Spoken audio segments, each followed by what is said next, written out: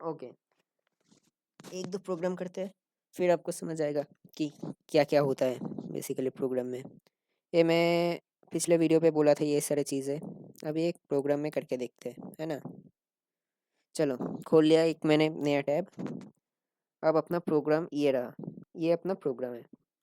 पहला क्वेश्चन, वेब in Python. वेब मतलब राइट आ प्रोग्राम, ये बहुत जगह शॉर्टकट में लिखा होता है वेब। वेब मतलब write a program. Write a program in Python to add two numbers and print them. पहला प्रोग्राम आपका करते हैं। चलो, 20 और 30 को ऐड करके दिखाते हैं। ए के अंदर हम लेंगे 20, बी के अंदर हम लेंगे 30, फिर एक और वेरिएबल लेते हैं सी बोल के, equals to A plus B. फिर सी को दिखा देते हैं, देखते हैं 50 आता है कि नहीं। आ गया, सही बात है।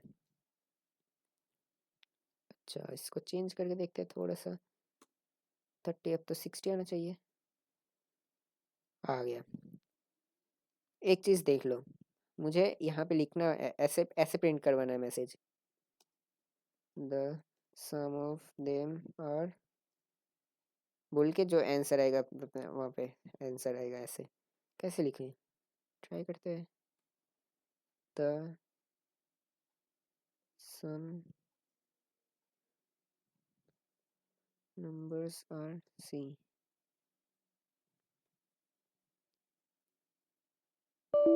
ये देखो एरर आ गया ना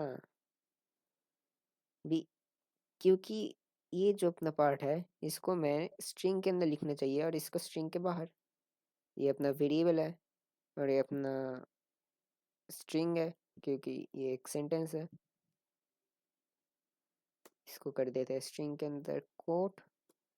चलो, पिंजरे में कैद कर दिया इसको, ये अपना स्ट्रिंग हो गया। अब इसके बाद एक कॉमा दे देते हैं। अब देखते हैं, आ गया ना। देखो, ये इसको मैं कोट्स के अंदर लगा दिया, इसका मतलब ये स्ट्रिंग में चला जाएगा आउटपुट पे। फिर कॉमा लगाया, पंक्चुएशन, कॉमा से इसको सेपरेट किया, फिर सी, ऐसा आउटपुट आ गया। अब मुझे ऐसा दिखाना है, द सम ऑफ ए के अंदर जितना वैल्यू है 30 एंड बी के अंदर जितना वैल्यू है 30 इज 60। ऐसा दिखाना है। कैसे दिखाएं, नंबर्स की जगह उनका जो वैल्यूज है, यहाँ पे एक स्ट्रिंग खत्म करते हैं, कॉमा दे देते हैं, कॉमा से सेपरेट करते हैं। ए, एक और कॉमा दे देते हैं, एंड कॉमा बी और सी। अभी बस सिंपली देखो, द सम ऑफ, यहाँ पे एक स्ट्रिंग खत्म होता है, ए कॉमा से सेपरेटेड है, फिर कॉमा से सेपरेट करके एक स्ट्रिंग लगाए, एंड कॉमा से सेपरेट करके बी, फिर कॉमा से सेपरेट करके एक और स्ट्रिंग आर, फिर सी। क्या आएगा, the sum of 30 and 30 are 60। Nice, 100। The sum of 100 and 30 are 130। हो गया अपना पहला प्रोग्राम। बस ये सिंटैक्स थोड़ा सा याद रख लेना। बस बस जहाँ पे आपको प्रिंट करवाना है, उस जो जो आपको सेंटेंस स्ट्रिंग स्ट्रिंग के हिसाब से जो प्रिंट करवाना है तो वो कोड्स के अंदर डाल देना। और जैसे वेरिएबल्स का वैल्यू प्रिंट करवाना है तो वो कॉमा से सेपरेट करके अलग से डाल देना। हो गया, यही तो है। और फिर अपना अरिथमेटिक ऑपरेटर का कमाल अपने आप हो जाएगा। ये ऐसे ऐड बोला, सब्ट्रैक्ट भी कर सकते हो यहाँ पे, फिर मल्टीप्लिकेशन भी कर सकते हो यहाँ पे, कर सकते हो। अभी दूसरा प्रोग्राम करते हैं। अब ये जो क्वेश्चन है ना, ये क्वेश्चन करने से पहले एक मस्त चीज़ बताता हूँ मैं इनपुट के बारे में। जब अब कुछ इनपुट लेते हो यूज़र से, ए इक्वल्स टू इनपुट, जब आप कुछ इनपुट लेते यूज़र से तो वो एक स्पेसिफिक डेटा टाइप के अंदर स्टोर होता है, वो है स्ट्रिंग। मतलब आप कुछ भी इनपुट लोगे ना, यूज़र वन भी डालेगा तो ऐसे ही स्टोर होगा, ऐसे ऐसे स्टोर होगा। पर आप आप अगर 1 भी डालोगे तो ऐसे स्टोर होगा, 1 ऐसे स्टोर होगा स्ट्रिंग के हिसाब से, मतलब वो 1 को भी एक सेंटेंस के हिसाब से मान रहा है। अब सेंटेंस और सेंटेंस तो ऐड नहीं होता, नंबर से ऐड होता है। तो उसको करने करने के लिए आप एक चीज़ कर सकते हो, वो है INT उसके बाद इनपुट। ये बेसिकली ये कर रहा है कि इनपुट ले रहे हो ना आप, ये स्ट्रिंग में आ रहा है a equals to INT of a, ये चीज़ मतलब वो स्ट्रिंग को लेके इंटीजर में कन्वर्ट कर रहे हैं, अगर वो कन्वर्टेबल हो तो। पहले देख लो भाई, हाई हाई प्रिंट हो गया स्ट्रिंग के हिसाब से। अब मैं इसको 4 करता हूँ, 4 प्रिंट हो गया। फन फैक्ट है, ये इंटीजर नहीं है, ये अपना स्ट्रिंग ये है। अब एक काम करते हैं, मुझे ना ये 4 इंटीजर की वैल्यू में चाहिए, तो a equals to A variable में जो वैल्यू है उसको मैं चेंज करके ए वेरिएबल में ही स्टोर करूँगा। INT मतलब इंटीजर, इंटीजर ऑफ ए को ले भाई, तू ए को ले, लेके उसको इंटीजर में कन्वर्ट करके फिर से ए के अंदर ही स्टोर कर, ये मैं बोल रहा हूँ कंप्यूटर को, तू ये करेगा। फिर मैं देता हूँ 60, 60 प्रिंट हो गया। अब ये जो 60 है ना, ये जो प्रिंट होके आया है, ये एक इंटीजर है, INT है, ये कोई स्ट्रिंग नहीं है। अब आप लोग सोच सकते हो कि अगर यहाँ पे कुछ सेंटेंस आ जाएगा तो कैसे होगा, एरर आ जाएगा। एरर आ गया कि भाई इसको ना इंटीजर में कन्वर्ट नहीं कर सकते हम, ये नंबर से नहीं है। तो ये ध्यान में रखने की, जब भी आप इनपुट लोगे तो वो इनपुट स्ट्रिंग में होगा, उसको इंटीजर में कन्वर्ट करना पड़ेगा। बाकी तो सब सेम ही है। ए के अंदर एक इनपुट लो,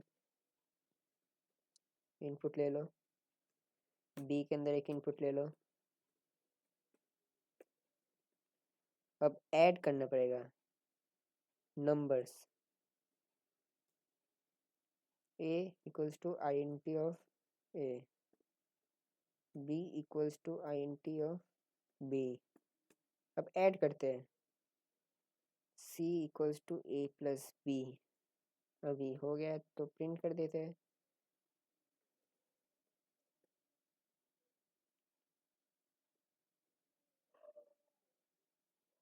क्या किया हमने, पहले दो इनपुट लिया, पहला इनपुट ए के अंदर आएगा, दूसरा इनपुट बी के अंदर आएगा।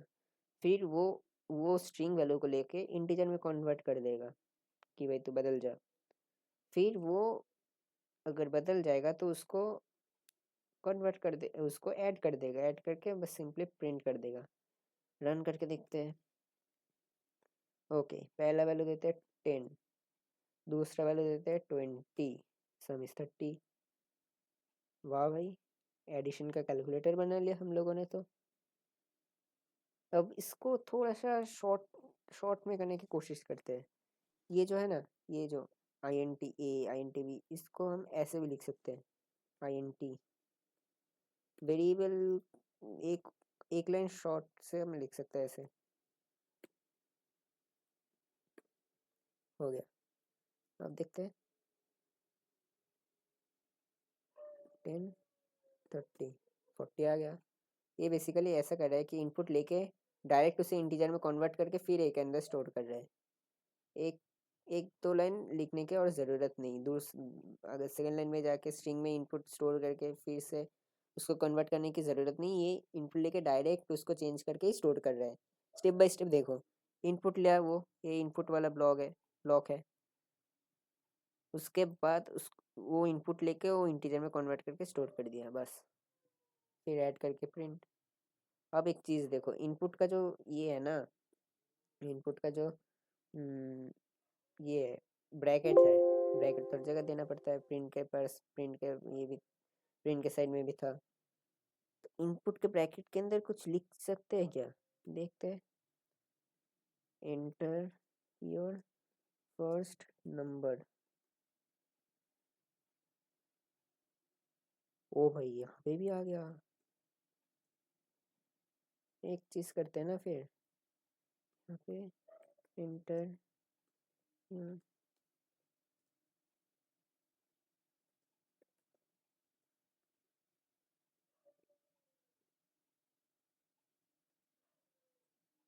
अभी देखते हैं। फर्स्ट नंबर मांग रहा है 10, सेकंड नंबर मांग रहा है 20, 30। इनपुट के अंदर ये ब्रैकेट के अंदर आप जो टेक्स्ट लिखोगे वो यहाँ पे ऐसे शो करेगा, उसके बाद अपना इनपुट आएगा, अपना ऐसे कर्सर ब्लिंक करेगा कि भाई इनपुट दे। समझे ना? तो आप यहाँ पे लिख सकते हो integer first number, second number, third number. Basically ऐसे ही प्रोग्राम आएगा। और भी है, पहले आप ये थोड़ा सा सीख लो, फिर और भी बताएंगे। और कोई क्वेश्चंस हो रहा है तो वो नीचे एक डिस्क्रिप्शन बॉक्स पे एक लिंक होगा गूगल फॉर्म्स का, वहाँ पे जाके आप पूछ सकते हो कोई भी क्वेश्चंस हो तो। चलो भाई फिर।